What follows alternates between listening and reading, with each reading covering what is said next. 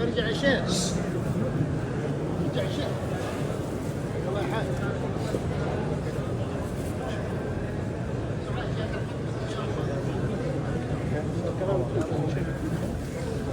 ايش فائدة؟ ايش فائدة؟ في فائدة جوال ولا إضاعة وقت؟ خلاص أنت وقتك انتهى خلاص، افتح مجال أخوك المقصود الآن. يلا يا شيخ. الصلاة والسلام صلى الله عليه وسلم.